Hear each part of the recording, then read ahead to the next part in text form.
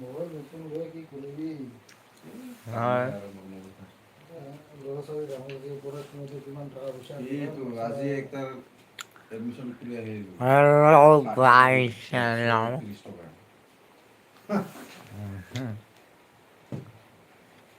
Late হ'লেও fine লয়, সেইটো কাৰণে আজি কৰি আহিলোঁ। কি কৰিবি? উপায়তো নাই দিয়া। কোন আছে নেকি? এই কোন আছে যে ভাত খা, ভাত লৈ যাওঁ। এই তুমি আহিলে ভাল আছিল, একেলগে ভাতটো হ'ব আহক দে একেলগে খাম। চাৰে 9টা বাজিল, 10টাই বাজিব।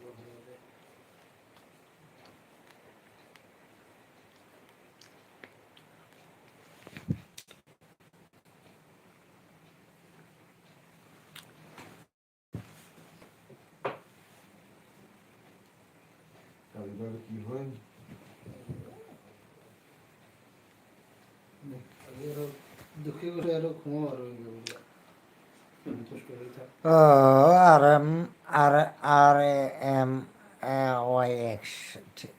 RMYXT मा अहा है मेगना सोलिलेलै ब्रा आइ दं ब्र दं माबायाव दं आं मा होनो बङाइयाव दं नै बङाइयाव दं बङाइ तिरि हो फैदो लाइमआव दसे लाइमआव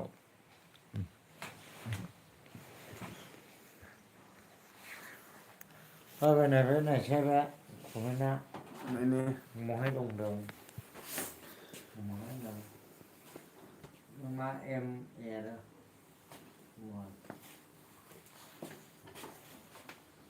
मिथिं गाहायाव नार्सारि बोर्डर सोलिलाय 9टा जाबाय दासो लाइभ मिनिया फंबाय लाइभआव दं औ लाइभआव दं फैदो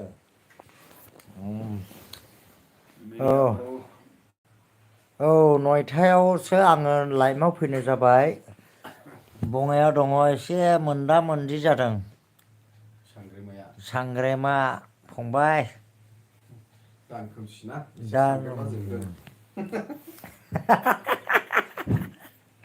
दान खोमसिलै फंबाय औ आये दस्थ' नों माहाय आयौ कमेन्टफ्रा खि इदि हरलाबायो दङलै 9टालाबो आं फैलाबायोलै फंबाय जायफ्रा जो मेरा लाइव पे आ रहा है ना जो बहुत अच्छा है बहुत धन्यवाद बहुत धन्यवाद दोस्तों मैं स्वागत है मेरा लाइव पे इसलिए मैं लाइव आ रहा है मैं 9 बजे में आ रहा है कोई भी टाइम पे नहीं है मैं दूसरा जगह पे है मैं घर पे नहीं है अभी मैं बंगाईगांव पे है अभी रात रहने के लिए मेरा दोस्त के घर पे आ रहा है जो भी मैं टाइम मिला है अभी इसलिए मैं थोड़ा से लाइव दे रहा है आ जाओ मेरा दोस्त जो पे क्या बोल रहा है मेरा भाई छोटा भाई का मेरा उस दिन 18 तारीख में एक्सटेंड हुआ है ना और रोलिंग मिल से इसको मैं बाइक निकालने से आ रहा है जो भी आज नहीं हो रहे कल मिल मिल मिल सकते मिलेगा नहीं मिलेगा वो पता नहीं है जो ऑफिसर लोग बोलता है कल मिल जाएगी अभी मिल जाएगी नहीं मिले पता नहीं इसलिए मैं आज बंगाईगांव में एक रात के लिए मेरे दोस्त के रूम में मैं रहता है, इसलिए मैं टाइम मिलना से ना जो मैं लाइव दे रहा है अभी मैं आएगा रहा है दोस्त, मेरे दोस्त जो भी मेरे लाइट में आ जाओ फोन कर सकते कोई में कर दो जो भी कमेंट करे ना, मैं अभी बंगाईगांव पे है, मैं आज रात रहने के लिए मेरे दोस्त पे घर पे आ रहा है, घर आ रहा है, फोन कर सकते मैं वीडियो इसलिए मैं कल मेरा भाई का एक्सीडेंट हुआ 18 तारीख में, उसका बाइक निकलने से आ रहा है थाना पे, मैं आज नहीं मिले बाइक, कल मिल जाएगी, मैं कल मिलने से भी मैं चल के जा रहे है घर पे। ठीक करो मेरा दोस्त आ जाओ ना।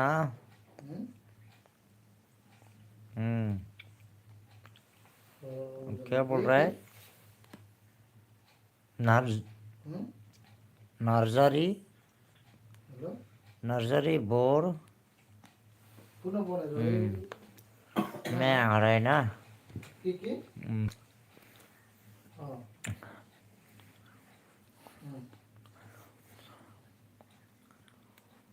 बोर बोर ना बोर नहीं से वैसे नहीं हाँ से वैसे नहीं जाया मतलब अभी नहीं भाई कौन प्रोसेस कहने आया कहने कौन कमेन्ट फरायनो रोंलायलाङाब्रा आङो तो ना वो एक और दिल्ली पूरे भर तो ना नार्जारी ब्रदर बङाइगांव कौन सा जगह में है? बङाइगांव डांगतोला में है, स्वागत हॉस्पिटल का सामने।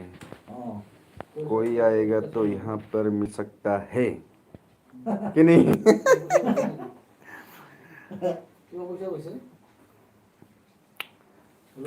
लस जादों खोमा ना मिनिया फंबाय नों 30 years लस जादों नामा?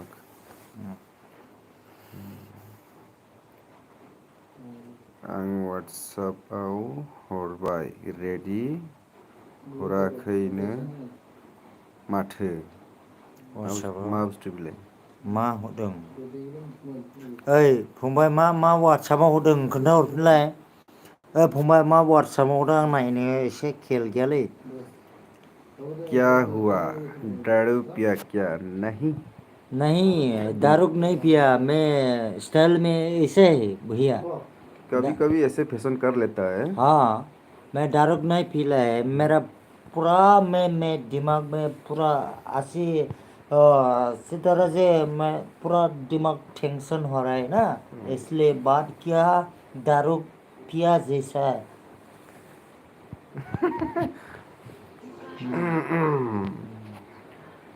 महाय थो दं ओइ एसके बड' ब्रादार आं खर' गाज्रि जादोंलै दिनै दङ बङाइयाव दं मान भी फर्क वीडियो में ऐसे नहीं होता।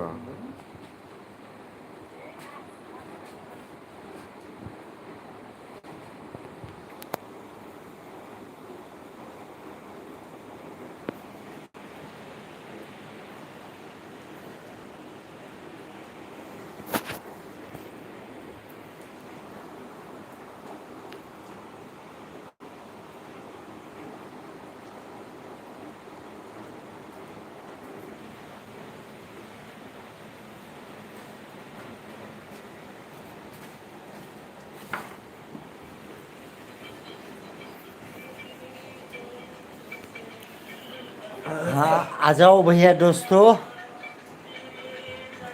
आजा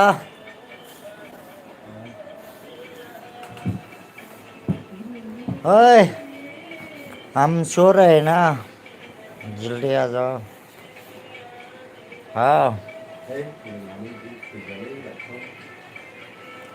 भैया जी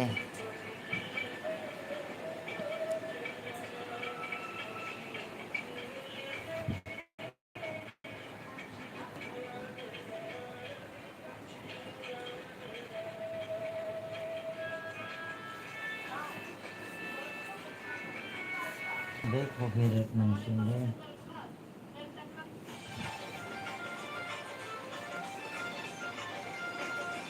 तब